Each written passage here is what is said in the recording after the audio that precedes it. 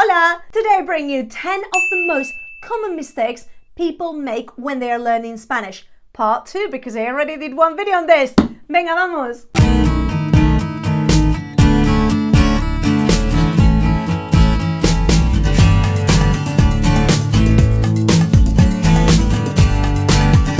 To watch my previous video on this, aquí lo tenéis, here you have it. If you have already watched it, let's crack on. Vamos a por ello. Número 1. We're going to start with confusing bien versus bueno.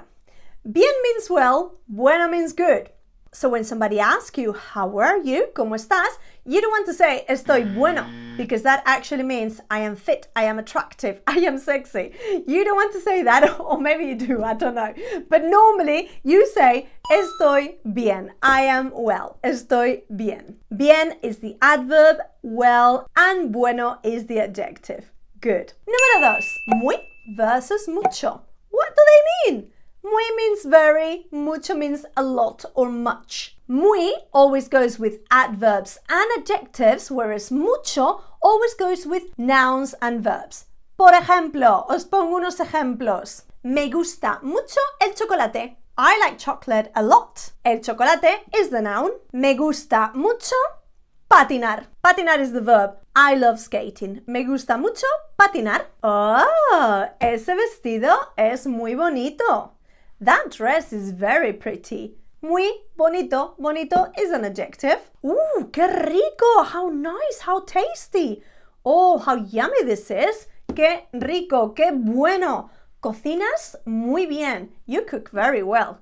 Cocinas muy bien. Are you a good cook? ¿Cocinas bien o cocinas mal? Número 3. When you want to say my house, what do you say? Because I have seen many people writing me casa, M-E. That would be very wrong. You need to say mi casa, M-I, mi casa. Be careful with that one. In the same way, you also get confused the pronoun yo, I, with the reflexive pronoun me. Yo is a subject pronoun. It needs to go before a verb, but it's not the one that goes before a reflexive verb. It goes next to any normal verbs, so to say. You wouldn't say me juego al fútbol. Jugar is not a reflexive verb, so you wouldn't say I play myself football. You would say I play football.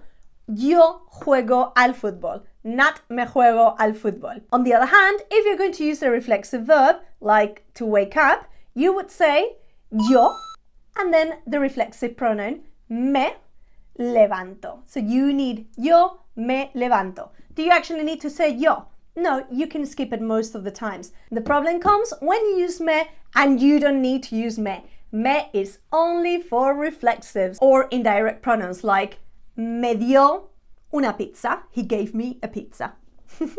Siempre pensando en comida, always thinking about food. Likes and dislikes. Ay, Dios mío, a piece of my soul dies slowly every time somebody says this one's wrong. I don't know how many times I've said them, guys. When you're using likes and dislikes, me gusta, me encanta, no me gusta, no me encanta, you need your me in there, because in Spanish we don't say I like, we say something it's pleasing to me. However, cuidado, there are 2 exceptions where you're not going to ever use me. And those are prefiero, I prefer, and odio. Do not say me prefiero and me odio, because you would be saying I prefer myself and I hate myself. Okay? Pretty weird. Just say prefiero and odio without the me. In the same way with likes and dislikes, some people say, oh my God, I love that so much.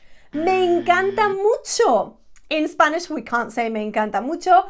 It's not correct. It doesn't make sense. If you love, that's the maximum you can love it, okay? So you don't say me encanta mucho, you just say me encanta. Me encanta. I love it. Okay, and this one coming up now, it's such a classic. España versus español.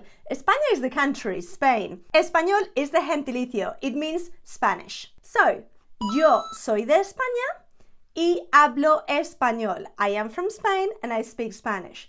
Soy española. You can't say yo hablo España, I speak Spain.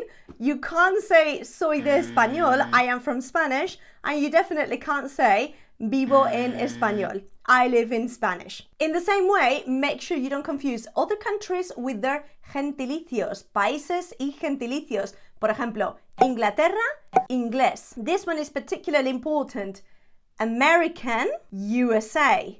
In Spanish, we don't say americano or americana because that refers to the whole continent of America. You would also be including Latin America and all those countries. There's many, many countries in the whole continent, not only the United States, and people might be insulted by it. So be very careful. When you want to say American, we have a gentilicio for it, which is estadounidense. Estadounidense is a person from the Estados Unidos. If you're going to a place, you say voy a. Por ejemplo, voy a México. Voy a Inglaterra. I'm going to Mexico. I'm going to England. I have heard many people saying voy en México. Voy en Inglaterra. Putting the en in preposition in there. No es correcto. Siguiente. Better. I'm better than you. At Spanish, how would you say that? Soy mejor. Mejor is better, but some people actually say more better, más mejor. Completely incorrect. Same way we wouldn't say it in English, we don't say it in Spanish. Mejor already means better. You don't need that more in there. It's an irregular comparative. Mejor, better, same as in English. Problems come when you are mispronouncing letters. Por ejemplo, for example, the H. The H is always silent. We don't say hamburguesa, we say hamburguesa. We don't say hermano, we say hermano. So don't pronounce that H unless it's after a C, in which case it would sound something like okay? Cha, che, chi, cho, chu. It's not the same if I say lave, lave, to wash, okay? Wash that, lave eso, okay? Lave, as if I say llave, la, ya, la, ja. I know that in English we mispronounce, for example, the word llama. The animal is not a llama, it's a llama. Una llama, ¿de acuerdo? Llama. The double L, ja, ja, ja. Same problems come when you don't trill your R's when you have to trill them. It's not the same saying pero, but as saying perro, dog, perro. I always exaggerate. That's a great tip if you're learning a language, guys. Always exaggerate your sounds. You will sound closer to a native speaker. Don't be afraid of doing that. Brrr, perro. And another sound that learners mispronounce very, very often is the oo. Because in English is you, we tend to say things like universidad, university. It doesn't sound like that in Spanish. It would be universidad, universidad. Pedir o preguntar. What's the difference between them? Okay, pedir means to ask for, and preguntar is to ask. But when do we use one and when do we use another one? Pedir is pedir un favor, to ask for a favor, to ask for an object. Pedir un vestido, asking for an object over there. Pedir un servicio, asking for a service. Pedir un taxi, por ejemplo, okay? Ask for favor, object, or service. However, if you are preguntando, preguntar, that is to ask, okay? To ask for information. Preguntar. ¿Dónde está la playa? Espera, voy a preguntar. Where's the beach? Wait, I'm going to ask. Okay? Voy a preguntar. Y la última, the last one. Pero primero, is this useful for you? Do you like learning with me? Pues suscríbete, hombre. Subscribe. What are you waiting for? And click the like button, por favor. Buscar. What does buscar mean? To look for. But I've heard many people saying buscar para mis llaves or buscar por mis llaves. Because in English it's a phrasal verb, look for, buscar por or buscar para. They add the preposition in there when it's not needed in Spanish, okay? You don't need por or para. The word buscar already means to look for. You don't need to add anything else. If I wanted to say, I'm looking for my keys, how would that be? Estoy buscando mis llaves. Y ya estaría, chicos. I hope this was very useful and I hope you don't make those mistakes. Gracias. Adiós.